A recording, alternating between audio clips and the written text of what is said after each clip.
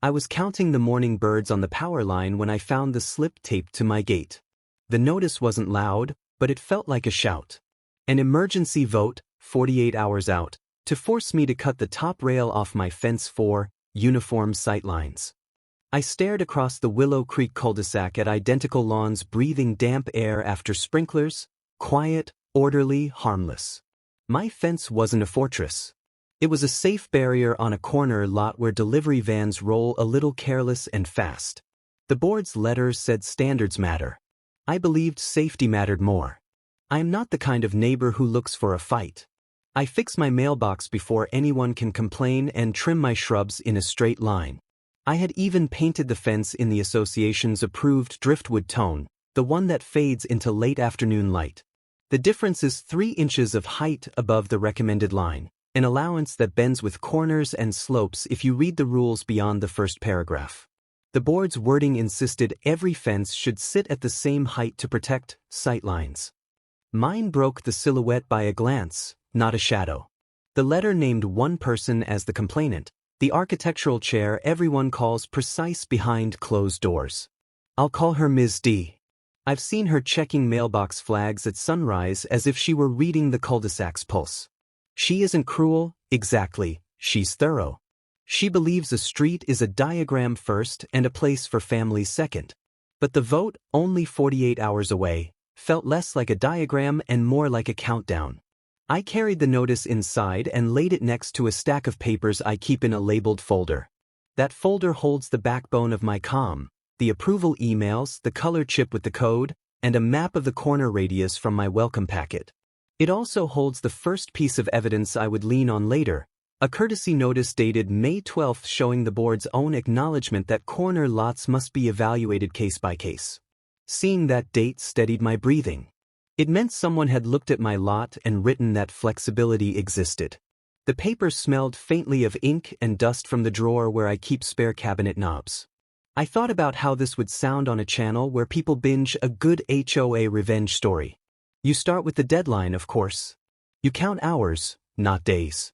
You tell people the ending might be satisfying, because order can enforce itself into absurdity and a determined homeowner can still be the calmest person in the room. I promised myself this would end with a clean, lawful turn.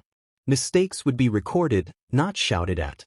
I wouldn't be petty for sport, but I wouldn't be pushed 1 inch past my lot line either. Willow Creek looks perfect on paper. We have a board, a treasurer who loves spreadsheets, and a committee that treats the cul-de-sac like a showroom. Our rules live in a binder stamped with a revision date, and that date matters as much as anything inside. The sections are clean: fences, paint, landscaping. The fence section cites Bylaw 7.3, a paragraph that reads like a rule and a caveat stitched together. The rule says fences must reduce to a uniform height where lots meet the front yard plane. The caveat says the committee may deviate where public safety, lot geometry, or grade changes require mitigation, at discretion and with documented findings. Documented findings is not a casual phrase. It means if the board enforces a cut, they need a record that safety does not require the extra height. Years back, a snowplow contractor clipped a mailbox at the top of the cul-de-sac, which prompted a memo about corner visibility. People stopped parking close to corners for a while. Like most memos, it faded when the weather warmed and the days stretched long. But a memo isn't a bylaw, and a bylaw's carve-out isn't a rumor. It's a tool for reasonable adults. My fence went up 9 months ago after 2 months of back and forth. I submitted a sketch, then a better one with scale, then a photo of how the corner bends. I included a photo of the stop sign that sits 5 feet closer to my corner than the others. The committee gave me a conditional approval, height as built with top rail, painted driftwood, review after 90 days. I met the review head-on. I remeasured, took fresh pictures at sunset when glare can fool your eyes, and the office replied with an all set. That was the end of it until Ms. D joined the board 2 months ago with a plan to polish everything until it gleamed. The fence matters because it keeps the play area defined, not because it hides anything. We don't stack lumber or hoard pallets. I placed tall herbs and planters along the inside to make the corner feel soft. Our street dogs bark at passing strollers and then go back to chasing flies. The top rail keeps a straight line that resists sag over time, the kind of detail you notice only when you grew up fixing things. I noticed, and I built for the long run. The new push came on a Tuesday when clouds hung low and made daylight feel shorter. The board circulated a standards alignment agenda, which I printed because paper holds people accountable in ways email can't. That agenda became my second piece of evidence. A board agenda excerpt noting an emergency action under Section 3.2 for uniform sightlines compliance, member lot at corner location. Emergency because uniformity was at stake, as if a fence line could threaten the peace in 48 hours. I read the excerpt twice, then slid it into the folder next to the May 12th notice. Only after reading that agenda did I see the shape of the problem. The board had no documented finding that my extra height harmed visibility or safety. They had a preference, pressurized by a new chair. Preference isn't an emergency. Emergency is a downed line, a sinkhole, a storm. But I know how boards work when a new personality arrives. They test the water with a letter, then a vote, then a consequence if nobody pushes back. Some people fold because they fear being the neighbor who resists. I've learned that resistance, calmly performed, is a service, not a spectacle. The conflict didn't burst. It rose like a low tone you feel in your ribs. I started a ridgeback timeline, writing dates along the margin. May 12th, courtesy notice acknowledging corner lot discretion. August, 9 months ago, fence approved as built, later review cleared. This week, emergency vote Friday at 6. I set my alarm for early the next morning to measure sightlines with the first light that glances off the asphalt. A light breeze moved the hanging tag on my gate while I worked, a quiet, everyday sound that made the letter feel even more performative. Conflict began small, with neighbors asking if I had ruffled someone's sense of harmony. I told them I intended to follow the process. I would assemble the history, measure again, and present without raising my voice. I took photos of the corner arc from the driver's seat at a full stop, showing the slope and the line of sight past the top rail. I printed each photo and labeled the angle. I even borrowed a measuring wheel from the shed where I keep holiday lights. If this was going to turn into one of those HOA versus homeowner stories people pass around, it would be one where the homeowner knows the rules better than the rule keepers. I pulled out the full set of covenants and reread Bylaw 7.3. The carve-out was real, but the language left discretion in the board's hands.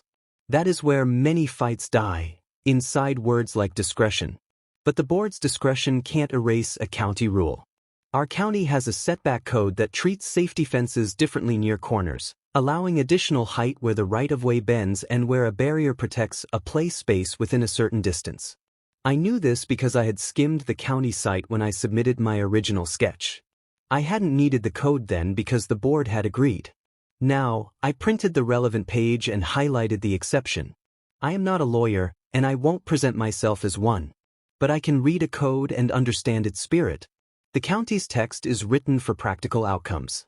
Allow clear view for drivers while not punishing corner lots that put extra care into a barrier. The code doesn't care about matching silhouettes. It cares that a vehicle can see around a bend and that a child's zone is well defined. The county makes room for both safety and sightline. The board pretended it had to pick one. Before noon, I created a brief to keep my thoughts straight. I organized it like a clean toolbox: facts, dates, photos, and 4 short points. First, the timeline showing approval and review completion. Second, the association's own May 12th notice admitting corner discretion. Third, the board's current agenda excerpt invoking emergency action without a documented hazard. Fourth, the county code excerpt describing a setback exception for safety fences at corner lots. I cross-referenced each point with a page number. This wasn't a rant. It was a record. I also took a walk along Willow Creek to study fences other than mine. At the far end, 2 lots over, a neighbor had a split-rail configuration with a trellis that rises taller than my top rail. It sits farther from the corner, but the board has never fussed. Across the street, a privacy screen wraps a patio at an angle that drifts into the front plane, a minor thing that reads warmer than strict. The association enjoys these details when they're in a mood to praise. The same details become offenses when someone wants to demonstrate order. By mid-afternoon, the sun slid out from the cloud layer and threw a glare across the asphalt. I used that lighting to shoot a short video from the driver's vantage point with the car fully stopped. You can see over the fence's top rail and catch the sidewalk curve as if the rail were a neat underline. I clipped stills, drew arrows, and typed labels in a simple font. I'm not trying to sway anyone with drama. I am showing the view. If I must sit at a table while Ms. D talks about silhouettes, I will answer with what a driver actually sees. Through all this, I kept my tone even with neighbors. I did not trade gossip. I did not interpret motives. I set up a small task chair by the gate and waited for evening. You learn about a community by the sound it makes near dinner. The faint clink of forks, a garage door groaning open, a dog's single bark at a jogger, a sprinkler clicking in a steady arc. The cul-de-sac has rhythms more durable than any policy. I wanted to remember that before I sent my packet to the board's inbox. When my email went out, I added a line offering a site visit at noon the next day. I included a print-ready version of the county text so no one would have to fumble with bookmarks in a meeting. I offered to mark the property line with flags at the corner, not to dramatize anything but to make the geometry simple. My email was calm and short. I attached the 3 pieces of proof I already mentioned: the courtesy notice dated May 12th, the agenda excerpt written by the board itself, and the county setback exception page. Each attachment had its own file name with the date first, because details matter when people pretend they don't. As twilight thinned to blue, I reminded myself why I was doing this. Uniformity is not a virtue when it erases circumstance. A corner lot isn't a straight line, it's a curve with more exposure. The fence keeps eyes and feet inside a space meant for living, not showrooming. The board may not care, but codes care. Not because codes are emotional, but because they are written by people who looked long enough at intersections to understand how they work. I knew Ms. D would escalate. I knew new officers need a win early to confirm their gravity. I have watched a committee grow teeth before. It starts with polite firmness, then moves to procedure like the steps on a staircase. If this becomes a fight, it will be one where I keep stepping up in plain sight, carrying dates and photos and text, not heat. I pictured the clubhouse where they hold votes, the long table, the stack of agendas, the fluorescent hum that makes everything feel like a waiting room. I pictured the seat I'd choose, not at the end, off-center where I can rest a folder without owning the space. The clock was already shrinking the week, and the board had circled Friday at 6 as if a timer were strapped to my top rail. If I couldn't anchor the case before then, I would eat the cost of a redo and watch a team cut neat inches out of a fence that still did its job. Morning slid in pale and thin, the kind of light that turns dew into a fine glitter along the curb. I set 4 small flags to trace the curve of the right-of-way and measured again from the stop sign back to the fence. The numbers matched my photos. I added each measurement to my brief with calm notes, not commentary. To round out the record, I printed the committee's original conditional approval and stapled it behind the review completion email so the sequence was impossible to scramble. I also added a 1-page summary of the county setback exception with the precise subsection cited, a breadcrumb trail any reasonable person could follow. By mid-morning, the association sent a short confirmation that my materials had been received and logged for Friday's agenda. The word logged told me someone expected a process. The word emergency still hung like a siren I couldn't hear. I walked the cul-de-sac to clear my mind, counting the low thunks of closing car doors and the rustle of bags. I knew Section 3 of this saga, conflict rising, was supposed to carry me toward 15 minutes. I wasn't trying to score points, I was arranging a truth that would stand even if nobody wanted to applaud it. At lunch, I sketched a simple visual to put on the back of each board packet. A driver's eye triangle showing how the fence height sat below the critical line of sight from the stop bar. This wasn't style, it was geometry. I tucked one more prop into my folder, an architectural review form A19, the exact template I had used 9 months earlier, now annotated with the later, all set, emails, date and initials. If anyone tried to pretend my approval was vague, they would have to argue with their own handwriting and time stamps. The last hours before Friday began to feel like a narrowing hallway. Ms. D walked past in a clip-fast pace and paused to eyeball the top rail, as if it were personally testing her patience. I stayed outside, visible, polite. Calm can be contagious, but it can also be inconvenient to people who want to fight to look obvious. I kept trimming the rosemary along the inside of the fence, letting the oils carry on the air like a small anchor of peace. By Thursday afternoon, rumors had matured into bullet points. The treasurer's friend mentioned there would be a proposal to impose a compliance deposit for future fence approvals, a purse-string tactic that turns discretion into a toll. I wrote it down without responding. Finance levers are common when boards want a result without a rule. I opened last quarter's budget and found a line for legal review, architectural. The number was small, but it existed. I highlighted it because money proves intent when words wobble.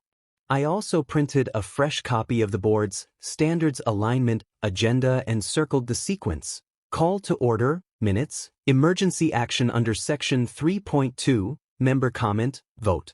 Member comments sat before the vote, which meant I would speak into a decision that some had probably made already. That is not fatal. It simply means evidence has to be sharper than mood. For all the talk about silhouettes, safety remained my true north. I annotated the county code to show that a safety fence's height could be higher near a corner where the right-of-way bends, provided sight lines remain clear. My stills and measurements did the rest. The sky turned the color of old paper as clouds stacked in the west. I stepped into the street and checked the view again during the dull light. The line above my fence stayed below the driver's eye horizon. I marked the exact frame, then printed it at full page. These pieces would carry section 3 to its stop, a complete record by the 15-minute mark. The crescendo didn't need shouting, it needed weight. At 4:30 p.m., the office forwarded a message from the architectural chair recommending an immediate cut to avoid precedent creep. I filed it under escalation material rather than react. The phrase precedent creep was a tell. It said the quiet part: the board was less afraid of harm and more afraid of permission. I don't begrudge a committee its appetite for order. I do begrudge the misuse of emergency powers to chase a feeling. Friday settled over the cul-de-sac with a flat, windless calm, the kind that makes every small noise sharp. The clubhouse fluorescents hummed, turning the room's beige into a kind of theater where everyone pretends not to enjoy the stage. I sat in my off-center seat with the folder laid flat and my notes clipped. Section 3 closed as I rehearsed my points: timeline, bylaw carve-out, county exception, photos, driver's eye triangle, and the prior review that said, all set. No improvisation, no flourish, just sequence. If the board wanted uniformity, they would have to argue why the county's safety exception didn't belong here. They opened the meeting, approved minutes in a tidy murmur, then pivoted to emergency action. I watched the chair arrange papers with neat fingers. The description used words that sounded careful but were soft in the middle. A hazard was implied but never named. That is where Section 4, escalation, truly begins, right after the clock passes 15 minutes and people pretend procedure can do the heavy lifting for them. Escalation arrived as a stack of phrases: uniform sight lines, community consistency, visual clutter. The chair referenced a guidance memo from years ago, the one born from a winter fender bender, and treated it like scripture. I set my fingertips on the folder to keep still. When member comment opened, I kept my cadence even and used the structure I had prepared. The sensory anchor of this chapter was the steady whir of the ceiling fan, which felt like a metronome. I walked them through the timeline, placed the May 12th courtesy notice on the table to show they already recognized corner lot discretion, then set down the board agenda excerpt that invoked emergency powers without identifying a hazard. I slid over the county setback exception, highlighted so a finger could trace the exemption without squinting. Then I placed one photo, the driver's view with the fence's top rail below the horizon, taken at a full stop from the marked bar. It is hard to argue with a picture that includes a painted line on the road. The chair countered with a claim about slippery slopes. I responded with the conditional approval and the review completion that followed, both initialed and dated. I explained that precedent here would not be a free-for-all. It would be a documented exception in a special geometry at a corner where safety was improved, not compromised. The board's discretion, I said, is to be used with findings, not feelings. Findings require records, which I had provided. Feelings explain preference. They do not survive minutes. Then the treasurer mentioned a compliance deposit scheme that could appear on next quarter's fee schedule if I didn't accept an immediate cut. A money-at-risk lever quietly dangled to turn my comm into compliance. I noted the budget line for legal review and asked the board to consider which cost would look worse in an audit: a clean, evidence-backed exception at a corner lot, or a rushed enforcement that ignored a county rule and triggered unnecessary counsel fees. I didn't ask a question. I set a ledger balance on the table. Numbers are not emotional. They just sit there, patient as stone. The back and forth took on a texture, steady, polite, almost academic. A neighbor spoke about aesthetics, another mentioned kids on scooters. I referenced the site visit invitation and offered a noon walkthrough. The chair said the vote would proceed because emergency powers were already in motion. That is when I used the quietest card in my stack, the Architectural Committee's own, documented findings, sheet, blank for my lot. I slid it forward. If they had findings, they should place them on the line next to my parcel. Blank space speaks louder than a memo. The room flushed with the faint heat of too many people in a small space. A copy machine in the corner chirped and then fell silent, as if it too was tired of being useful. The chair huddled with the secretary and the treasurer. When they returned to the table, they announced a brief recess to review materials. I waited with hands folded, eyes on the stack, not on faces. My goal was not to win a scene, it was to anchor a file. The recess returned with a revised plan: no immediate cut pending a site visit at noon on Saturday, and a special vote reconvenes Saturday at 6. The board framed this as caution. I heard it as a partial pause. I thanked them for the site visit and noted, without emphasis, that the county exception would remain the North Star for any finding they attempted to document. The fans kept their slow, patient sweep. Outside, a car door thudded, and the noise came in sharp against the hush. By this point, the record held 3 pillars: the association's own May 12 notice allowing corner lot discretion, the county's setback exception for safety fences at bends, and the board's lack of documented findings specific to my lot. Escalation had shifted from a rush to cut into a race to fill blank lines with facts rather than preferences. The meeting adjourned with the usual scrape of chairs. People filtered out, talking in low tones that turned to normal voices once they hit the cooler air outside. I packed my folder, slid on a jacket against the bit of evening chill, and walked the long arc of the cul-de-sac home. Section 4 had raised the temperature, but the pot hadn't boiled. That was enough for one night.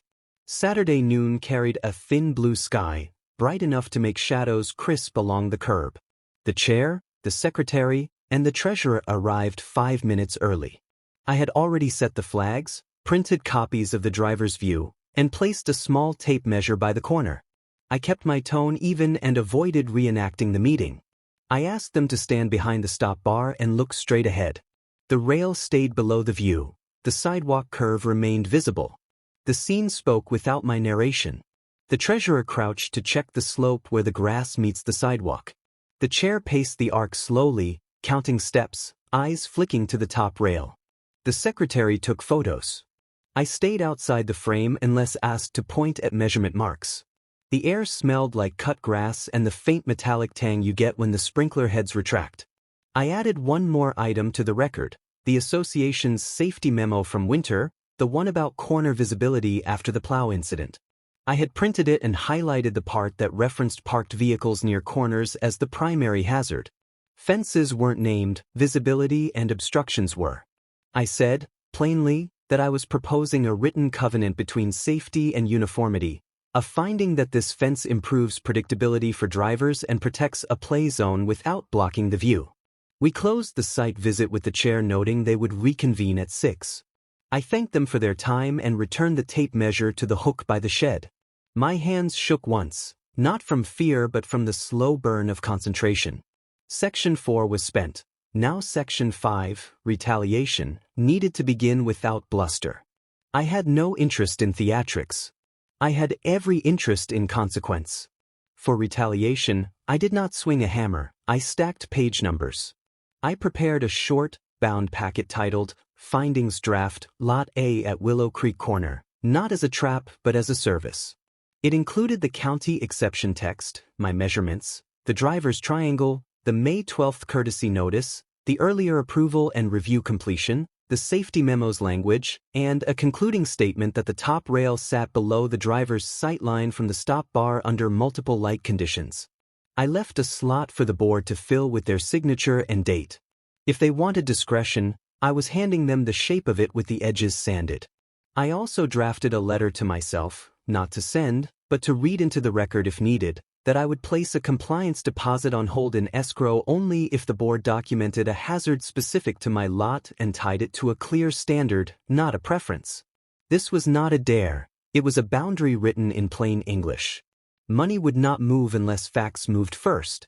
As a last step, I walked the street and took 2 more photos under late afternoon glare to show that even in harsh light, the line above the fence stayed clean. A breeze worked through the nearby poplar leaves with a papery rustle. I didn't overthink it. I printed the photos, slid them into the back pocket of the packet, and wrote the timestamp by hand. To keep my own footing, I repeated a quiet phrase while I made coffee. No new drama, only new documentation. This wasn't a Karen neighbor drama episode to me. It was a file that would teach the board how to use its own tools properly. If the vote went sideways, I had a path: request internal appeal, then mediation under the covenant's dispute clause. I didn't threaten. I prepared. Before the evening session, the office clerk slipped an envelope into my mailbox marked Special Assessment Discussion, Draft, a signal that if the vote failed, the board might pivot to a fee lever next quarter. I would have to decide whether to pierce that balloon in public or let it float until I could ground it with numbers. By late afternoon, the air had a warm stillness, like the cul-de-sac was holding its breath.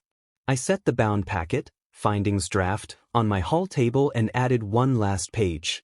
A simple attestation that the driver's eye triangle was measured from the painted stop bar under 3 light conditions. I wasn't trying to overwhelm anyone. I wanted to make choosing reason feel easy. Retaliation wasn't a roar. It was a stack of facts placed where denial would be uncomfortable. I tucked a copy of the winter safety memo into the front sleeve so it would be seen first, not last. At 5:40, I walked to the clubhouse with the folder against my palm and the evening hum of insects in the grass. A few neighbors were already there, standing in the low hallway with their arms crossed in that neutral way people use when they're curious but don't want to look nosy. The treasurer nodded. The chair kept her eyes on a legal pad. I took the same off-center seat. A ceiling vent clicked and then quieted, a small mechanical sigh above the room. My plan was as plain as paper. Lay the packet down, offer the board an easy signature, and keep my voice at the same level as the fluorescent buzz. Before the gavel tapped, the clerk whispered that a draft list of non-compliant properties might be read aloud if the vote went against me, a social shame tactic designed to make everyone stare at the person who didn't fold. They opened with procedure. Minutes approved. Recess acknowledged.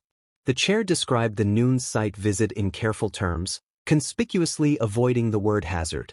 When member comment came around, I stayed with the framework. Timeline, carve-out in Bylaw 7.3, county setback exception specific to corner lot safety, photos from the marked stop bar, and the documented findings, sheet the committee had never filled. I didn't ask for lenience. I asked for accuracy. Then I set the bound findings draft at the center of the table with the signature page turned up and a pen on top. If discretion needed a shape, there it was. The treasurer picked up the packet. The chair glanced down. The secretary read the highlighted lines and traced the triangle diagram with a fingertip. I added one more quiet note. The board's own winter safety memo described on-street parking near corners as the main visibility risk, not fence rails sitting under the driver's eye horizon. It wasn't a trap, it was their language. The chair shifted to a new angle, precedent. If they let my top rail stand, they argued, others might build even higher and dare the board to say no. I agreed that limits matter and pointed at the photo, the rail below the line, the sidewalk curve in view. I said a signed finding here would be a narrow exception tied to geometry and safety, not an invitation to build walls. Then I placed a thin single-page addendum on the table. A one-paragraph summary of the association's notice requirements for emergency actions under Section 3.2, with 2 phrases underlined. Identify the hazard and state why immediate action is required. The agenda excerpt they issued never named a hazard, only uniform sightlines. That was not an emergency, it was an aesthetic. I didn't call it a violation. I said it was a weak record that could be strengthened by adopting the findings draft instead of rushing a cut. Silence. The kind that makes you hear the paper fibers when someone turns a page. A neighbor shifted in a metal chair and the scrape felt louder than it should. The treasurer asked to speak briefly with the chair. They leaned together, eyes on the packet, not on me. I kept my hands folded and rested my breath on the steady rhythm of the fan. Climax isn't thunder, sometimes it's a pen moving across a line. The chair announced that, upon review of materials and the county exception, the board would adopt a documented finding limited to the geometry of my corner lot. The top rail sat below the driver's eye horizon from the marked stop bar under multiple light conditions, and the fence as built did not obstruct visibility. The emergency motion to cut was withdrawn. The chair signed the finding, the secretary dated it, the treasurer initialed the packet when I slid it across. My folder had just turned into the board's file. I felt the heat rise in my face and cool again in the same breath. Then the chair tried to salvage a little theater by proposing a compliance deposit for any future fences near corners, to be discussed in a later budget session. I had prepared for that. I pulled a short sheet titled, Budget Note, Architectural Deposits, and placed it next to the packet, reminding them of the earlier legal review line and asking, as a record, which would look better next to council invoices, deposits collected for undefined hazards, or findings signed for real geometry. No flourish. Just the ledger.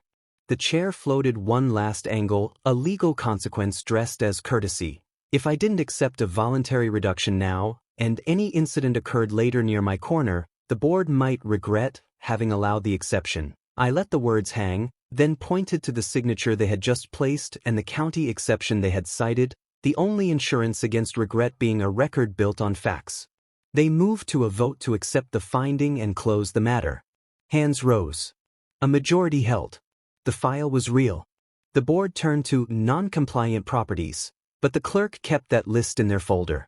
No public reading tonight. The room exhaled. People rose. The fluorescent buzz felt softer, or maybe my ears had stopped bracing for impact. Someone mentioned the weather. A chair leg knocked the baseboard in a dull tap and the sound felt like punctuation. I stepped outside into a sky that still held a strip of late gold along the roofs. The fence at the corner looked exactly as it had in the morning, which was the point. I walked the arc and rested my hand on the top rail. The wood felt warm, the kind of warmth that fades fast once the sun drops. I thought about how a small, steady file can outlast a loud, immediate push. It's not glamorous. It is satisfying. Aftermath is never just victory. It's cleanup and cost and what you learn about people. The chair sent a brief email to clarify the record. It said the board had made an exception, unique to my lot, in recognition of county language and a review of sightlines. It also included the first draft of a policy update. Any fence near a corner must include a driver's eye triangle diagram at submission. I smiled at the line because it meant the quiet math I had done would save someone else a headache later. Petty justice doesn't always look like fireworks. Sometimes it's a new form field that turns discretion into a checklist. I mailed a thank you to the treasurer and the secretary for engaging the site visit, and I wrote a short note to myself about the things that made the difference. Dates on every page, photos from the actual stop bar, and the board's own safety memo, evidence props that carried weight without me raising my voice. I also set a reminder to clean and reseal the top rail before winter. Outlast the argument. Maintain the thing you fought to keep. That's its own kind of order. Neighbors drifted back to normal topics. Mulch prices, a raccoon that keeps testing lids, the way the cul-de-sac puddles on big rain days. Ms. D walked past with measured steps and a neat clipboard. She didn't look at the fence, and I didn't make her. Boundaries don't need victory laps. They just need to stand. The folder went back into my drawer with the May 12th notice, the agenda excerpt, the safety memo, the county exception, and the signed finding on top. I added one last page, a 2-sentence log of the entire sequence with dates and action verbs. The room felt still for a long minute, the kind of stillness that tells you something is complete. Outside, wind moved the rosemary along the fence, brushing the slats with a soft hiss. Tell me your fence versus board standoff in one tight line. The next story starts before sunrise, when security snapped photos of mailbox flags at Loon Lake and printed warning slips before anyone brewed coffee. A clipboard tour turned into a gallery of embarrassment when families found their morning mail taped to doors like trophies. The claim was a CCR Section 4.3 mailbox rule about flag angles and color chips, but the rule never said a word about photographing personal mail or posting it like a billboard for the cul-de-sac to gawk at. A parent with a kid in the school car line picked up 2 warnings for the same day because the guard counted the flag up at 6 a.m. and again at 8:10, rolling a single warning into evidence of defiance.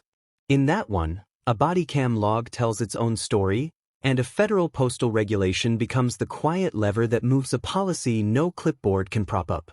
The board had to choose between doubling down on a spectacle or admitting that dignity lives in the gray areas of routine. When a $300 final notice dated May 12 resurfaces with the wrong timestamp, the fix isn't loud, it's meticulous. If you like a tidy ending where a file folder outperforms a megaphone, you'll want to hear how that mailbox crackdown unravels.